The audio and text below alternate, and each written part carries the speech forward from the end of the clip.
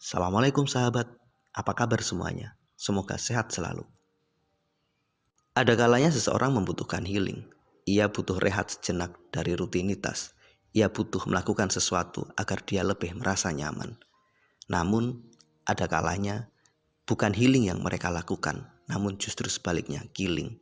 Pada video kali ini kita akan membahas beberapa tindakan healing yang tidak menyelesaikan masalah, namun justru menambah masalah. Apa saja sih perilaku healing yang ternyata adalah killing itu? Simak terus video ini sampai selesai ya.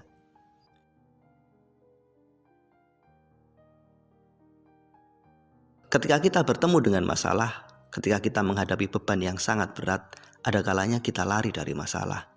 Kita tidak menghadapinya, justru menghindarinya. Seolah-olah kita menganggap diri kita melakukan healing. Kita mengatakan, aku butuh healing. Kemudian kita pergi menghindari masalah itu. Sebenarnya ini bukan healing, tapi justru killing. Semakin kita menghindari masalah, semakin masalah itu akan bertumpuk. Semakin kita menghindari apa yang tidak kita inginkan, semakin apa yang tidak kita inginkan itu justru datang mendekat dan membuat semuanya lebih runyam. Ketika kamu pergi meninggalkan masalahmu, ketika kamu memilih untuk lari, sejatinya kamu tidak sedang melakukan healing. Kamu sedang menambah masalah baru. Semakin kita menghindari masalah, semakin masalah itu menjadi lebih besar. Apapun masalahmu, temui, hadapi.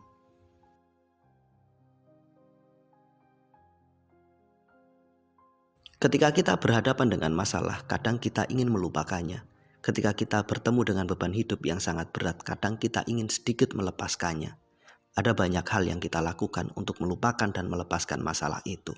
Mulai dari berlibur, makan, nongkrong, jalan-jalan, atau apapun. Liburan, nongkrong, makan-makan, atau mungkin bahkan pergi ke klub malam, itu adalah satu cara yang dapat kita lakukan untuk melupakan masalah. Namun, tahukah sahabat, setelah kita melakukan itu semua, kita kembali ke kehidupan nyata kita, masalah itu masih ada, beban itu masih ada. Tindakan melupakan masalah bukanlah sebuah tindakan healing yang sebenarnya. Itu hanya bersifat semu, hanya bersifat sementara. Kita akan bertemu lagi dengan masalah itu, kita akan menghadapi lagi beban itu.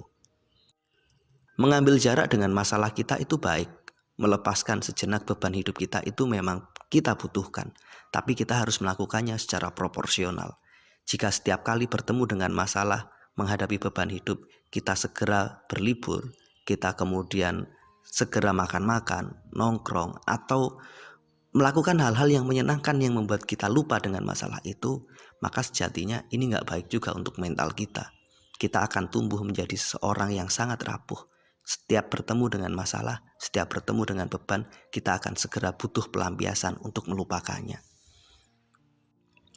Dalam batas tertentu tindakan ini baik, tapi jika berlebihan, justru tindakan ini akan membuat diri kita semakin rapuh, semakin tak mampu menghadapi masalah, semakin tak kuat menyangga beban hidup yang mungkin terasa semakin berat.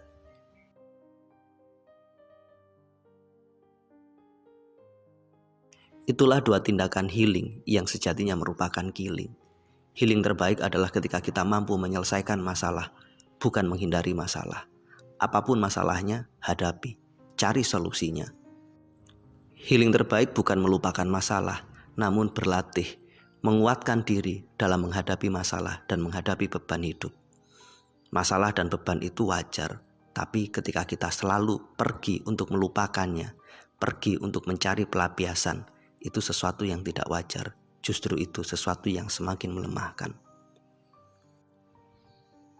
Hadapi saja apapun masalahmu.